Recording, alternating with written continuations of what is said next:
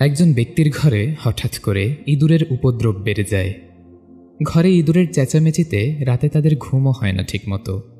এই নিয়ে মানুষজন সেই ব্যক্তিকে পরামর্শ দেয় যে একটা বিড়াল বাড়িতে নিয়ে আসলে দেখবেন ঠিকই ইঁদুর পালিয়ে যাবে।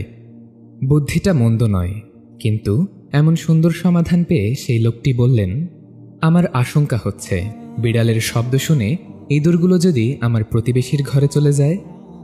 আমি নিজের জন্য যা পছন্দ করি না তা অন্যের জন্য পছন্দ করব কেন? ঘটনাটি ইমাম গাজ্জালি রহমাতুল্লাহি আলাইহি তার ইহইয়া উলুমুদ্দিন বইয়ে উল্লেখ করেছেন। লোকটি নিজের ঘরে ইঁদুরের বিরক্তিকর কিচিরমিচির যেমন সহ্য করতে পারছেন না, তেমনি সেটা অন্যের জন্য বিরক্তিকর হোক সেটাও তিনি চাচ্ছেন না। নিজে কষ্ট সহ্য করে যাবেন, কিন্তু অন্যকে কষ্ট দিতে তিনি রাজি না। লোকটির এমন চমৎকার আচরণের পেছনে মোটিভেশন হল রাসূলুল্লাহ সাল্লাল্লাহু আলাইহি ওয়াসাল্লামের একটি হাদিস। রাসূলুল্লাহ সাল্লাল্লাহু আলাইহি ওয়াসাল্লাম বলেন, তোমাদের মধ্যে কেউ ততক্ষণ পর্যন্ত প্রকৃত মুমিন হতে পারবে না যতক্ষণ না সে তার ভাইয়ের জন্য সেটা পছন্দ করে যা সে নিজের জন্য পছন্দ করে। অন্যদের সাথে আমাদের আচরণ কেমন হবে সেটা নির্ভর করবে আমরা এই হাদিসের উপর কতটা আমল করতে পেরেছি। যখন আমরা এই হাদিসের উপর আমল করব, তখন এমনিতেই আমাদের কথাবার্তা ব্যবহার উত্তম হতে থাকবে। কারণ আমরা যখন কাউকে কিছু বলবো, তখন মাথায় চলে আসবে, যদি সে কথাগুলো আমাকে বলতো আমার কেমন লাগতো, আমি কি সেগুলো পছন্দ করতাম।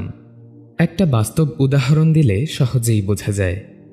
ধরুন আমাদের কাছে দুটো 100 টাকার নোট আছে। একটি নোট মাত্র ব্যাংক থেকে নিয়ে এসেছি, ঝকঝক করছে। আরেকটি কিছুটা ছেঁড়া এবং ময়লা লাগানো। হোটেলে চা পরোটা খেয়ে বিল দেবার সময় আমরা ছেঁড়া নোটটি দোকানদারকে দেই, আর তুলনামূলক ভালো নোটটি নিজের জন্য রেখে দেই। কিন্তু যদি এই একই কাজ আমাদের ক্ষেত্রে অন্য কেউ করে, তবে আমরা প্রায়ই তাদেরকে নিয়ে সমালোচনা করি, গালি দেই, কটূক্তি করি। কিন্তু ইসলাম আমাদেরকে এমন সহানুভূতি লালন করতে বলে যে আচরণ আমরা অন্যদের থেকে আশা করি, তবেই অন্যের থেকে সম্মান পাবার যোগ্য হয়ে উঠতে পারব। আমাদের সমাজে অনেক ধরনের মানুষ বসবাস করেন। সেক্ষেত্রে আমাদের প্রতিবেশীরা ভিন্ন ধর্মের হওয়াটা স্বাভাবিক ব্যাপার। আমরা অনেকে আছি যারা অমুসলিম প্রতিবেশীদের তুচ্ছ তাচ্ছিল্য করি, এমনকি তাদের সাথে খারাপ ব্যবহারও করে থাকি। কিন্তু ইসলাম আমাদেরকে সামাজিক দায়িত্ব পালনের ব্যাপারে নিষেধ নয়, বরং উৎসাহিত করে। এক ইহুদি বালক ছিল রাসূল সাল্লাল্লাহু আলাইহি ওয়াসাল্লামের খাদেম। সে একবার অসুস্থ হয়ে পড়ল।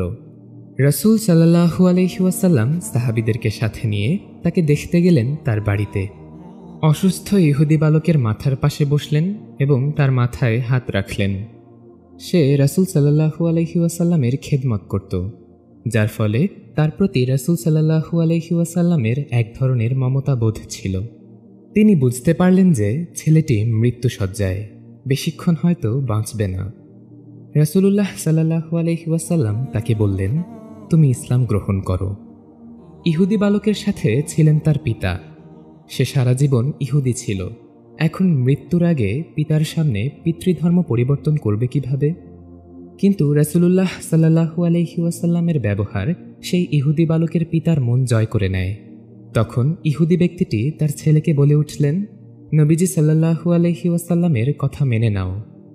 বাবার কাছ থেকে সম্মতিজনক ব্যবহার পেয়ে ছেলে ইসলাম গ্রহণ করল এবং পরবর্তীতে ইন্তিকাল করল। রাসূলুল্লাহ সাল্লাল্লাহু আলাইহি ওয়াসাল্লাম ইহুদির ঘর থেকে বের হবার সময় বললেন, যাবতীয় প্রশংসা সেই আল্লাহর, যিনি তাকে জাহান্নাম থেকে মুক্তি দিলেন। এমনও ধর্ম আছে যেই ধর্মের ভেতরকার এক শ্রেণীর কেউ অসুস্থ হলে আরেক শ্রেণীর লোক তাকে দেখতে যায় না, তাকে স্পর্শ করতে চায় না। ধরে নেওয়া হয় যে এতে জাত চলে যায়। অথচ ইসলাম নিজ ধর্মের কোনো মুসলিম অসুস্থ হলে তাকে দেখতে যাওয়াকে আরেক মুসলিমের কর্তব্য বলেছে। অন্য ধর্মের কাউকে দেখতে যাওয়াকেও অনুমোদন দিয়েছে। আর যদি সত্যিই আমরা চাই মানুষ আমাকে সম্মান দিক, স্নেহ করুক, তাহলে আমাদেরকে আগে মানুষকে সম্মান এবং স্নেহ করতে হবে। এটাই আমাদের প্রিয় রাসূল সাল্লাল্লাহু আলাইহি ওয়াসাল্লাম